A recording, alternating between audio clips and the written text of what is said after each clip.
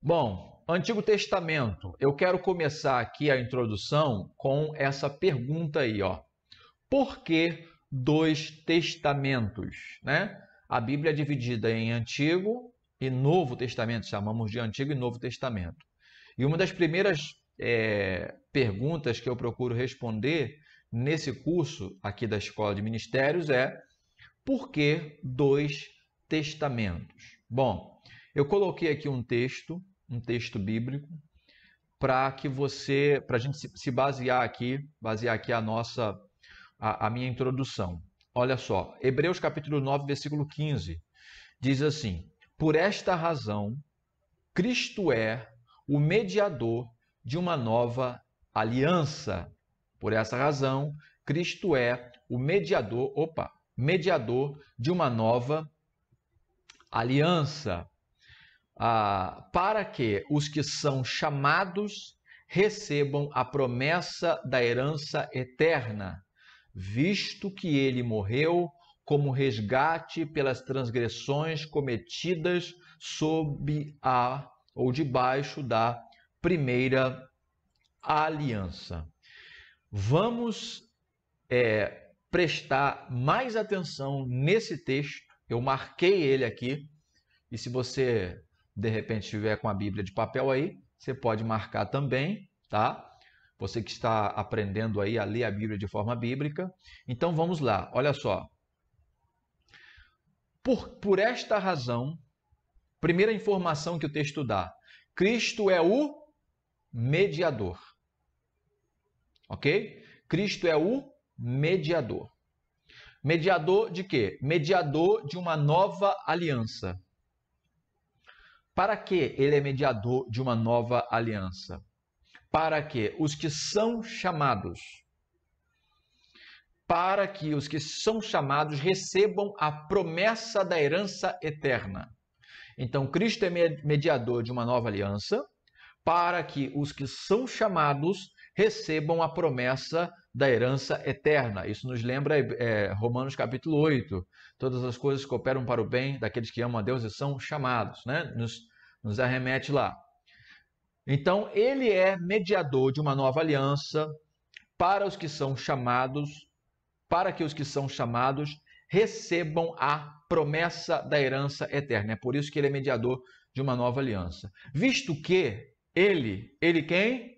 Cristo, morreu como resgate, morreu para pagar, morreu para ser o pagamento do resgate pelas transgressões, pagamento da culpa, pelas transgressões cometidas sob a primeira aliança.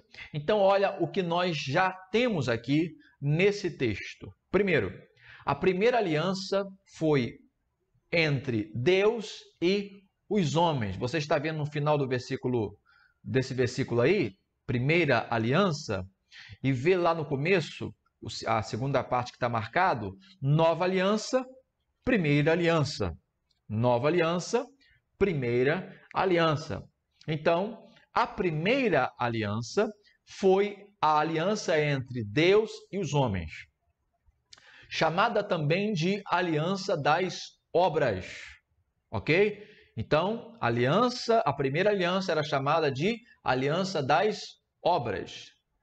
Todos os homens falharam com Deus nesta aliança das obras. A primeira aliança de Deus para abençoar o homem, para salvar o homem, é chamado de aliança das obras, ok? Que é essa chamada primeira aliança. Você que é cristão e participa da ceia, acredito que mensalmente na sua igreja, com certeza conhece 1 Coríntios capítulo 11, é onde Paulo fala: este é o sangue, né, da nova aliança. Então, a nova aliança é diferente da primeira aliança. Primeira aliança, aliança das obras, e todos os homens falharam na primeira aliança com Deus. Ok? Por esta razão, Deus manifestou a nova aliança, também chamada de aliança da graça. Então, como é que se chamava a primeira aliança? Aliança das obras. Como é que se chama a aliança, a nova aliança? A aliança da graça. Nela, a aliança é entre o Pai e o Filho. Ok? Entre o Pai e o Filho. Os que creram se tornam herdeiros das promessas conquistadas pela obra perfeita e morte substitutiva de Cristo na cruz do Calvário. Ou seja, como é que nós somos beneficiados com a nova ou na nova aliança ou com esta nova aliança que é entre o Pai e o Filho? Nós somos beneficiados quando cremos na obra perfeita e morte substitutiva de Cristo Jesus. Ok? Então, vamos entender isso aqui. Isso eu preciso que você perceba como isso vem do texto que está aqui, né? Esse texto que está aí do lado. Eu preciso que você perceba isso. Então, veja aqui, eu coloquei em quadros para você. Ó, Antigo Testamento, aliança das obras, os homens e Deus, fracasso humano e condenação. Então, o que é o Antigo Testamento? O Antigo Testamento é isso aí, aliança das obras, os homens com Deus, uma aliança entre os homens com Deus, relata o fracasso humano, ou seja, a parte humana fracassa e a consequência é a condenação. Já no Novo Testamento, você tem a manifestação da aliança da graça. Ela é uma aliança entre o Pai e o Filho, fala do sucesso de Cristo e, então, dos benefícios que nós recebemos quando cremos em Jesus, que é justificação, adoção e herança. Amém? Olha só que maravilha! Olha só que contraste, olha só que contraste entre a antiga aliança e a nova aliança. Que contraste, é ou não é? Bom, então o Antigo Testamento, ele narra, é a narrativa do quê? Do fracasso humano em tentar cumprir a sua parte na aliança que Deus fez com o homem. Isso é o Antigo Testamento, tá? Eu estou dando um resumão do Antigo Testamento. Estou dando um resumão da teologia bíblica do Antigo Testamento. Se você buscar de Gênesis a Malaquias, é isso que você vê, é isso que a Bíblia está comunicando, o fracasso humano em cumprir a sua parte na aliança com Deus. Ok? Está entendendo? Está compreendendo? A partir dessa perspectiva teológica, a partir dessa teologia bíblica, né? Teologia bíblica é um pouco diferente da teologia sistemática. Teologia bíblica é o que cada livro da Bíblia, o que a Bíblia fala sobre Deus e sobre a relação de Deus com o homem. Isso é a teologia bíblica. O que Gênesis fala sobre Deus e a relação dele com o homem? O que Êxodo fala? Então, isso é a teologia bíblica. Eu peguei o Antigo Testamento todo, estou dando aqui para você, em resumo, obviamente, qual é a teologia do Antigo Testamento. É claro que existem outros teólogos que definem a teologia do Antigo Testamento de forma diferente, não uma definição diferente. Essa é a minha definição teológica da teologia do Antigo Testamento. O fracasso humano em tentar cumprir a sua parte na aliança de Deus com os homens. Quando você guarda isso em mente, você começa a ler o Antigo Testamento, você vai perceber isso. Rapaz, mas não é que é isso?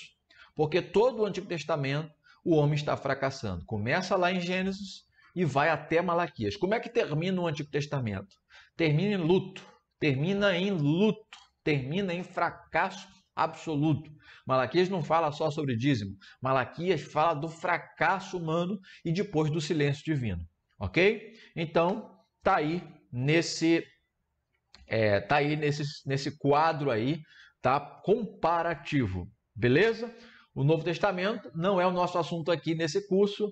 Pretendo dar, se Deus quiser, né? Vai orando aí, o curso do Novo Testamento também. Mas a nossa ideia aqui nessa semana, nessa jornada aí bíblica, é o Antigo Testamento.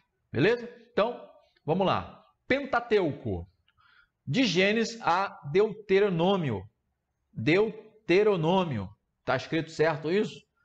De Gênesis a Deuteronômio. Pentateuco. Os 5 primeiros livros da Bíblia. Você sabe que a palavra penta significa 5, né? Teucos é uma palavra para designar o estojo aonde os rabinos guardavam o rolo da lei. Então, originalmente, os 5 primeiros livros da Bíblia, eles eram guardados em um estojo, tá? Em um estojo. Amanhã, se eu lembrar, se der, eu vou botar a foto do estojo aqui para você. Então, o Pentateuco corresponde aos 5 primeiros livros da Bíblia: Gênesis, Êxodo, Levítico, Números e Deuteronômio. Então, Gênesis a Deuteronômio. A outra categoria dos livros, além do Pentateuco, são os livros históricos, que vão de Josué até Esther. De Josué até Esther. A primeira categoria dos livros, o Pentateuco, ele se resume em lei.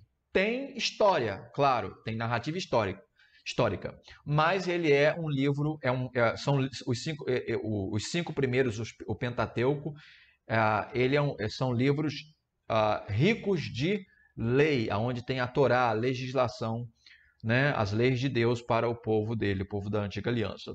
Os livros históricos vão narrar mais propriamente a história de Israel, que começa, na verdade, em Gênesis, né? Lá no final, lá no meio de Gênesis para cá. Mas é dividido dessa forma. Josué vai narrar, então, um longo decurso histórico que vai até o livro de Esther, beleza? São 12 livros, se eu não tiver me falhar a memória aqui.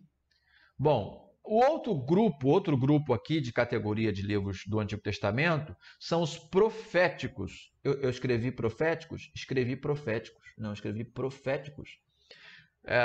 Mas não, seria proféticos, não, seria poéticos, né? Seguindo a ordem da sua Bíblia, né? Da nossa Bíblia em português, nós teríamos os primeiros livros poéticos, que são livros que se encaixam em categorias poéticas, que vão do livro de Jó até Cantares de Salomão, ok? Jó, Salmos, Eclesiastes, Provérbios e Cantares. E a última categoria de livros, que são, agora sim, que são os proféticos, que vai de Isaías até Malaquias, subdividido aí em profetas maiores e profetas menores. Os profetas maiores, né, porque profetizaram por um período maior e tiveram, obviamente, por conta disso, uma influência maior sobre o povo de Israel, e os profetas menores que profetizaram em períodos menores.